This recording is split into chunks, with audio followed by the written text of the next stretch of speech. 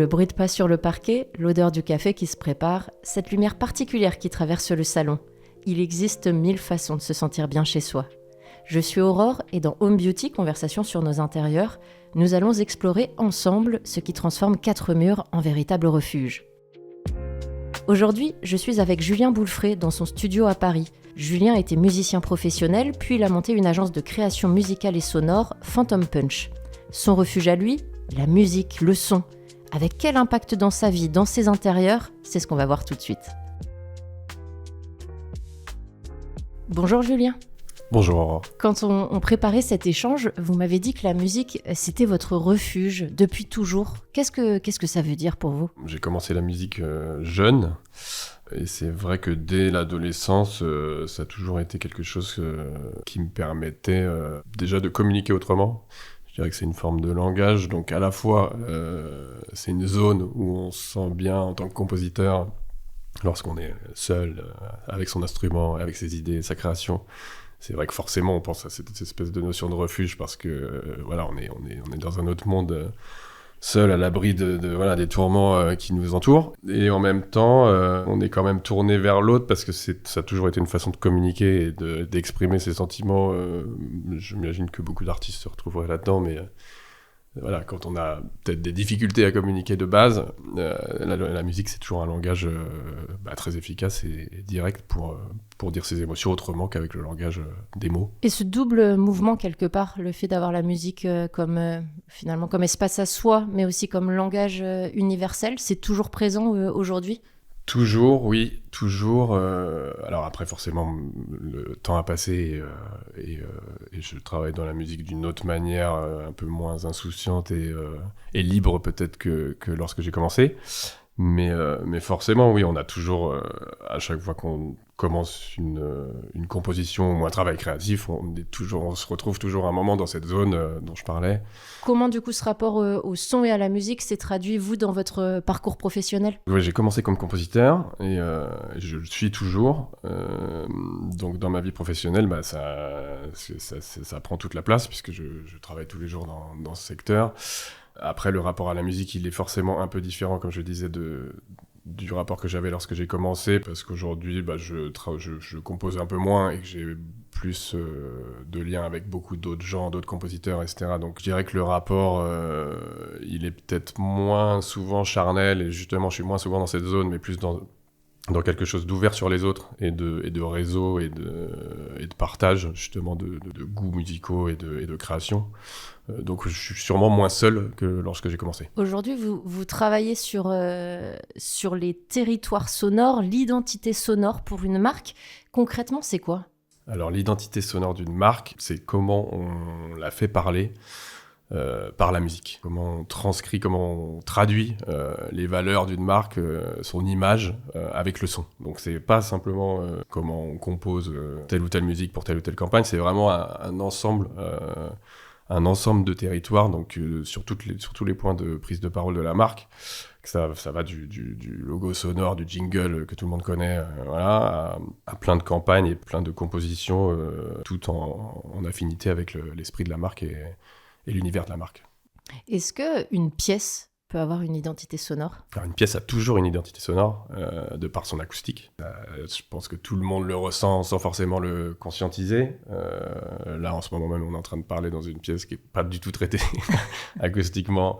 Mais donc voilà, il y a des résonances, la forme d'une pièce, les matériaux qui font cette pièce, les murs, comment on l'a décorée, etc. Tout ça, ça va évidemment avoir un impact sur comment le son va bouger et se refléter dans les matériaux et les murs qui la composent. C'est quelque chose qui vous interpelle toujours quand vous entrez dans une pièce ou dans un endroit, peut-être une gare, donc dans les lieux finalement dans lesquels vous êtes ? Forcément, moi c'est toujours quelque chose qui me passionne, j'en sais rien, mais en tout cas c'est quelque chose que j'entends. Alors évidemment on l'entend tous, mais moi c'est vrai que souvent je l'écoute, quoi. Et c'est vrai que dès que je rentre dans une pièce, quelle qu'elle soit, ou un lieu, comme vous le disiez, une gare, ou peu importe, j'ai toujours une oreille attentive à l'acoustique, soit parce qu'il y a des sons qui me dérangent, soit au contraire parce que justement je m'y sens bien et parce qu'il y a des résonances qui voilà, en tout cas je suis toujours attentif aux sons qui m'entourent, donc ça fait partie de ma vie, quoi. Quelle différence vous faites entre le son et la musique ? Pas tant que ça. finalement. C'est vrai que je trouve que dans les sons, il y a toujours une forme de musique, même dans les sons les plus répugnants. Je pense Dans un marteau-piqueur ou des bruits un peu que tout le monde pourrait cataloguer comme repoussant. Le son, il est formé d'une texture et d'une tonale, enfin d'une note quelque part. Donc il y a des notes finalement partout. Je peux toucher à une bouteille d'eau, faire claquer une cuillère. Vous entendrez une musique. On entend une note, on entend une musique. Donc c'est vrai que si on prend le temps de marcher dans la rue et d'ouvrir l'oreille et d'avoir l'oreille attentive, finalement, il y a des notes dans tout ce qui nous entoure.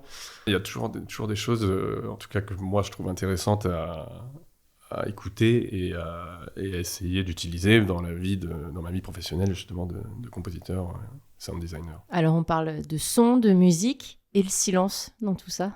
Et le silence, pareil, le silence c'est une partie hyper importante de la musique, c'est même...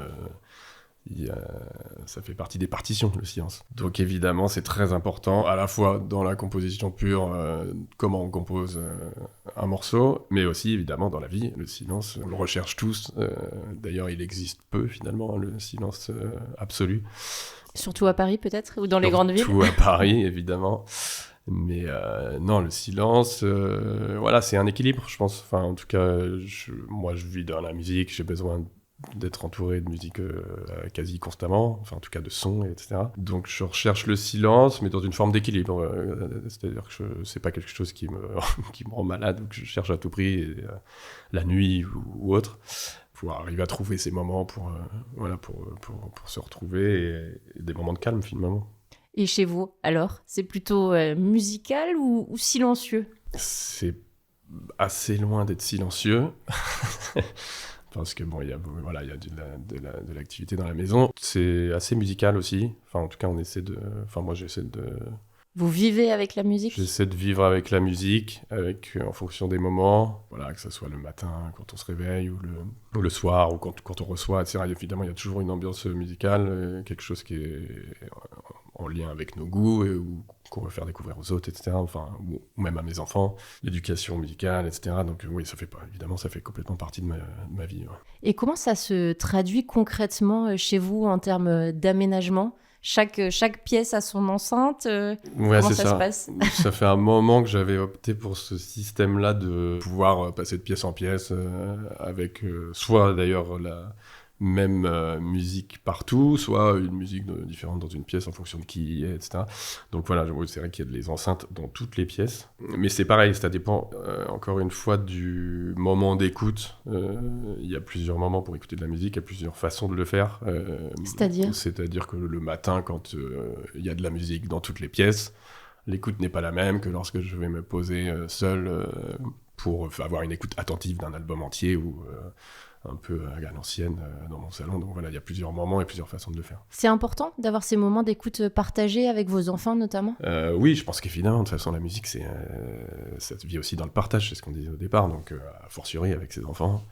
Enfin là, je commence à avoir un garçon qui commence à entrer dans l'adolescence, qui a des goûts très différents des miens, ou en tout cas qui me fait découvrir des choses, donc j'aime beaucoup ces moments qui commencent à arriver, là où on partage des choses qui n'ont rien à voir. Il connaît mes goûts, je commence à connaître les siens, et c'est vrai que créer des moments, enfin là je le fais pas encore, mais c'est vrai que je me vois, j'aimerais bien en tout cas créer ces moments d'écoute où je sais pas, typiquement on se pose tous les deux, et puis il va me faire écouter un morceau, je vais lui en faire écouter un, et puis on en discute, quoi. Je pense que c'est des beaux moments. Qu'est-ce qui guide le choix des musiques à un instant T ? On parlait des personnes qui nous accompagnent, j'imagine que c'est une évidence, mais peut-être les pièces, les moments de la journée. Voilà, qu'est-ce qui guide nos choix ? Ouais, c'est ça. Je dirais qu'il y a des moments de la journée et surtout des sentiments, des émotions, comment on se sent. En tout cas, moi, c'est comme ça que je le vis, en fonction de ce que je vais faire, en fonction de comment je vais me sentir, en fonction peut-être même de la météo, ou enfin de toutes choses qui vont diriger nos émotions, finalement. Si je me lève un matin, que je me sens bien, que j'ai fait du sport, ou qu'il fait beau dehors, je vais probablement pas écouter de la même musique que si je viens de perdre un proche, ou j'en sais rien. Mais...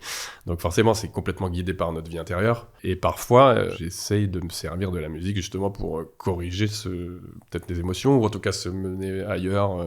Pour vous mettre dans un certain état d'esprit. Oui, par exemple, et voilà, se mettre dans un état d'esprit, ou en tout cas se sortir d'un autre état d'esprit, voilà, peut-être contrebalancer des émotions qu'on a. La musique, elle sert aussi à ça, ouais. Et alors à la maison, qui a le dernier mot sur la playlist, sur ces moments d'écoute en famille? Ouais, c'est assez démocratique. Ah, chacun son tour? Ouais, je suis pas tyrannique là-dessus. Ouais, c'est un peu chacun son tour, même dans la voiture. Là, je pense j'ai des exemples qui me viennent où vous tolérez ça les râle crocodiles. un peu, mais, voilà, exactement. Des petits, et puis l'autre qui va nous mettre plus du rap actuel, et puis la maman qui va mettre autre chose, etc. Enfin, voilà, on essaie d'être démocratique. Ouais. Vous parliez de l'importance de l'acoustique tout à l'heure. Quels seraient vos conseils, tout bêtes, peut-être à portée de main de chacun, pour travailler l'acoustique de sa pièce? L'acoustique, c'est vrai qu'on a tous cet exemple de l'acoustique naturelle d'une pièce lorsqu'on vient d'emménager ou qu'on n'a pas encore fait où c'est tout vide. Venir nos meubles et que c'est tout vide et qu'on tape des mains et qu'on sent justement toutes les résonances naturelles des murs, des sols, des vitres. Voilà, tout ça, c'est des éléments qui aident pas à absorber le son. Donc, naturellement, les réflexes naturels, c'est de mater la pièce, comme on dit. Donc, ça passe par des tapis, des rideaux. En fait, des choses que les gens font sans forcément comprendre qu'ils le font pour l'acoustique, parce que c'est souvent des éléments de déco. Mais en réalité, ça a un vrai impact sur l'acoustique d'une pièce. Donc, oui, des livres dans des étagères, des tableaux, casser des angles d'une pièce, donc c'est pareil, une pièce vraiment carrée, voilà, on dit souvent dans l'acoustique qu'il faut essayer de casser des angles, donc même un mur, voilà, qui vient, une bibliothèque ou quelque chose qui vient casser les angles, tout ça c'est assez efficace.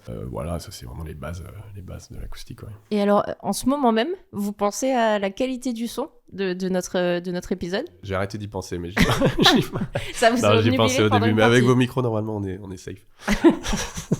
Vous me rassurez. Ce sont nos questions rituelles pour terminer nos épisodes de podcast. Quelle est votre pièce préférée et associée à quelle musique, évidemment? Les pièces préférées, dur cette question. Non, j'aime beaucoup mon studio. Hein. Je suis bien dans mon studio. Mes collègues pourront vous le dire. Je sors pas beaucoup de mon studio. C'est votre caverne? Ouais, c'est ça, c'est mon refuge. Il est équipé pour être bien pour l'écoute de la musique. Donc, si on parle purement de la musique, c'est sûr que c'est la meilleure pièce. Après, la pièce à vivre plus généralement, j'aime bien ma chambre.